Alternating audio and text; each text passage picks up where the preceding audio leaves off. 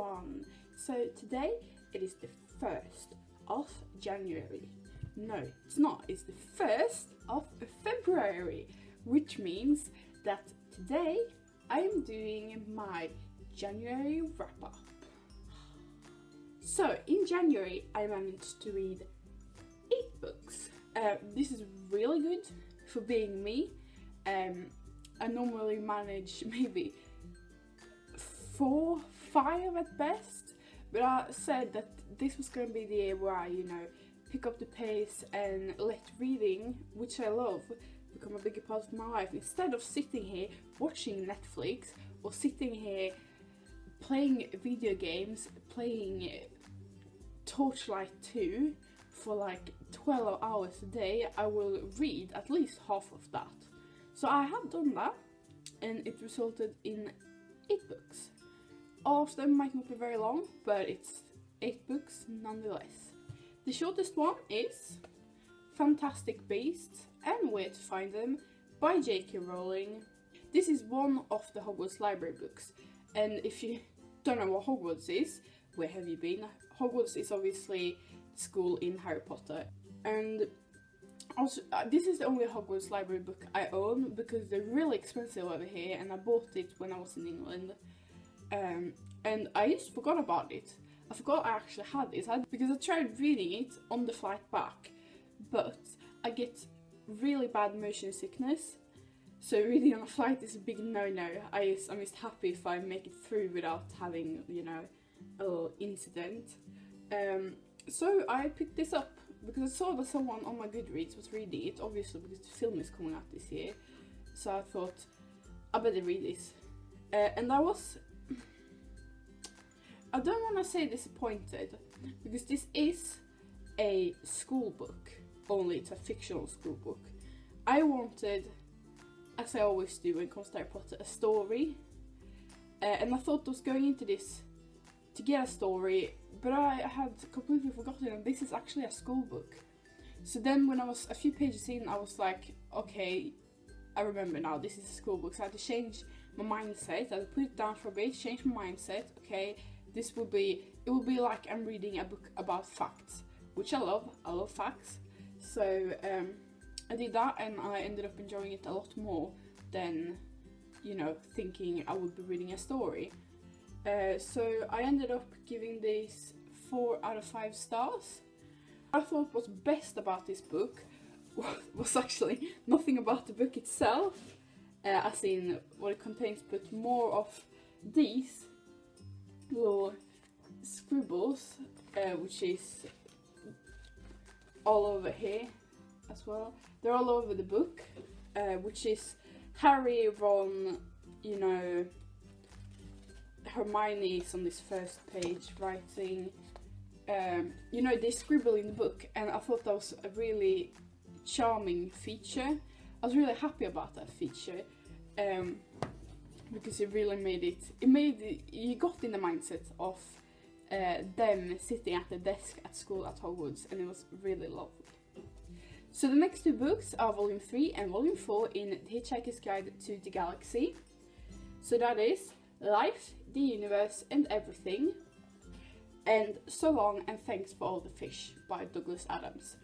Now, I've been reading this series since the start of the year. My dad bought me 4 of these books at the start of the year, which I really love. They are great. They're really funny. I'm not going to tell you anything about these books because it is a series.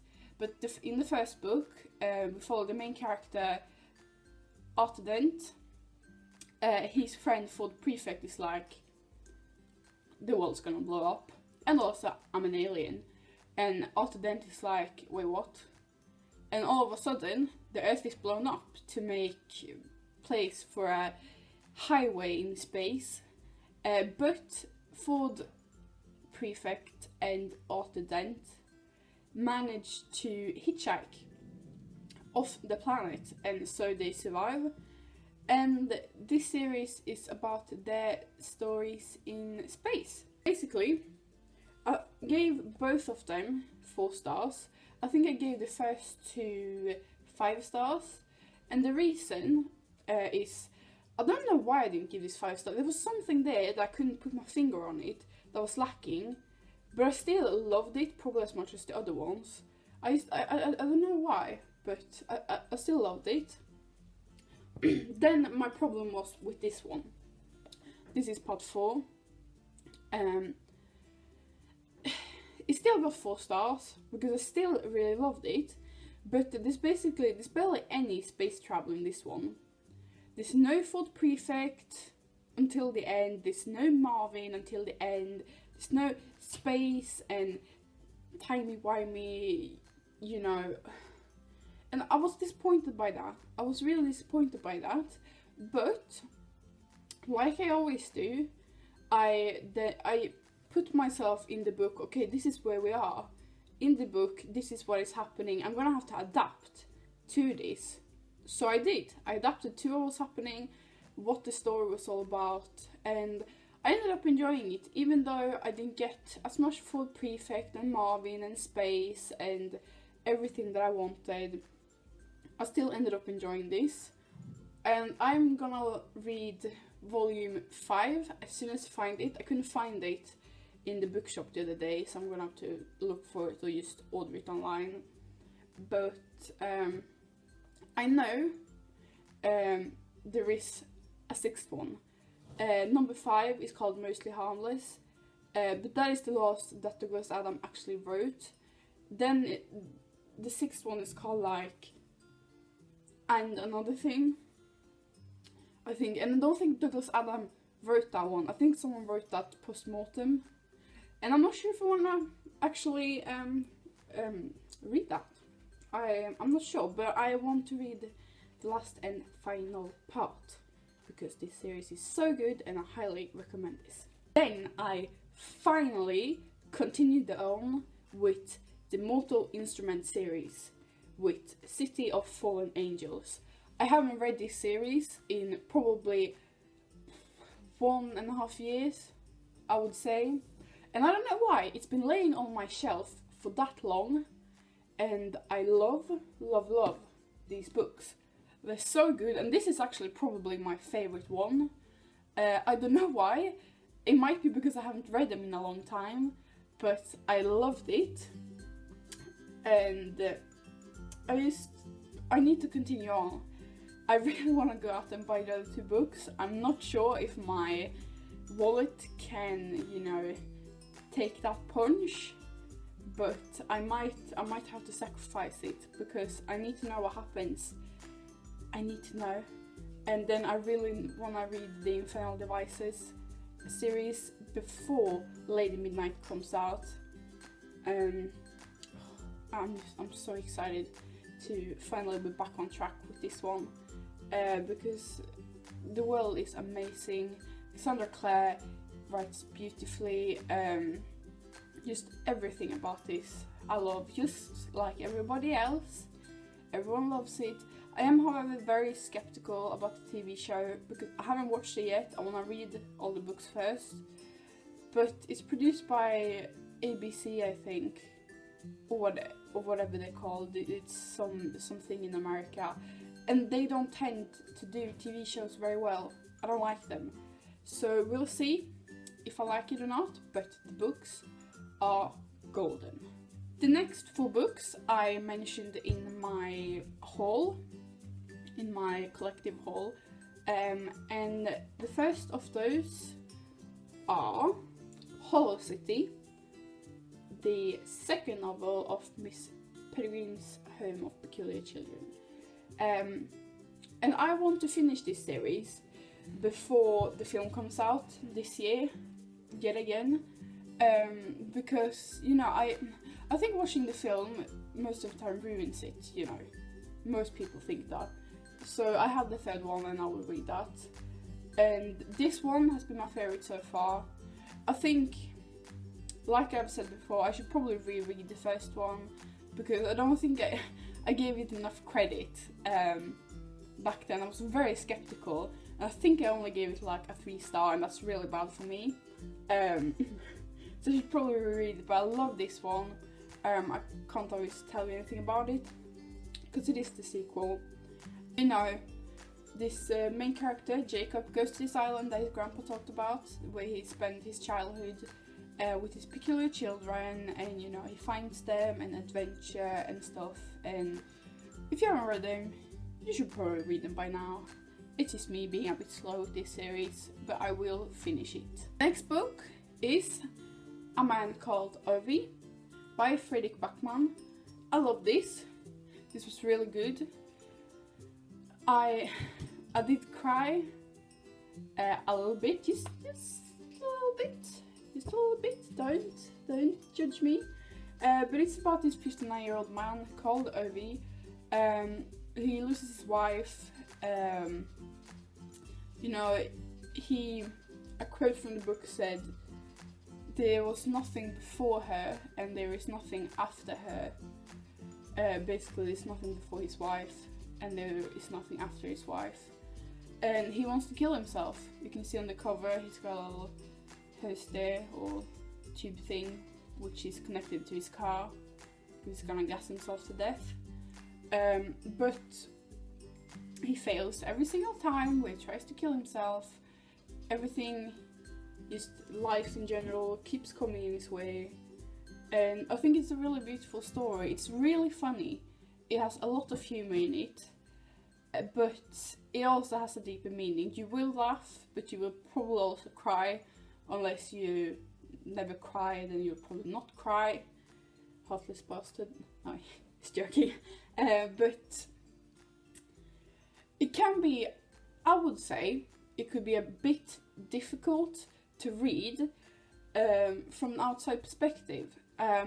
If you haven't been in Sweden or isn't a part of the Swedish culture, I think it's not impossible, and it's probably not even that hard, but there might be a few references that you can't get, but I don't think it should be a problem at all. I think everyone should pick this book up. It is amazing. And also this is, of course, my Swedish cover of it. So the next one was probably my favorite book of this month. It probably ties in first place with the last one I will show you. This one I gave 5 stars, and it is Me Before You by Jojo Moyes. It is, it's so beautiful, and it is about this girl called Lou. She gets a job as a caretaker for this man in a wheelchair. He's had an accident, he doesn't want to live anymore, and it's their journey together. How she comes to care about him even though she hated him at first, and you know, it's a beautiful story. I don't want to say that much about it. I just want you to go into this and read this for yourself, because it's amazing, and it's also going to become a film this year. I'm reading a lot of film books this month, and there is a sequel, After You. I am not sure if I'm gonna pick it up. I really enjoy this as a standalone. I know it's a trilogy. I might pick it up if I see it on sale or something, but as about now, I want to leave it as it is, because that's just how I enjoyed it. And the last and final book I read this month is On a Girl, a graphic memoir by Maggie Trash. This is a graphic novel about Maggie Trash's life as a teenager. Every year she went to an all girls camp where she hung out with, well, her summer friends, because it wasn't anyone she hung out with during the rest of the year, but all these girls, and she had a great time. But this year she falls in love with another girl, and it's that story. It's a story about that, and it was so good. I finished it in like half an hour, and I didn't want to, but it happened, and I'm considering rereading it already because I really loved it. And even though the art is simple, it's beautiful, and I loved it. It also is pretty good at portraying how mean girls in that age can be to each other, because Maggie in this book has got, you know, a few girls who isn't very nice to her, and it's an excellent portrayal of how girls are in the real world, because girls are often really mean to each other in the younger ages. This 5 stars, of course. I mean, the cover alone is worth 10 stars. I don't know what else to say about it. It's just, you should pick it up. It is a beautiful hardback as well. So that was my reading wrap up in January.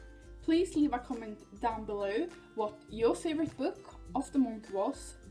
I'm really interested to know, to find new great books, and if you would like to, you could also recommend me either some new horror books, because I'm having a real hard time finding new good horror books, especially asylum types, psychological books. Those are my favourite ones.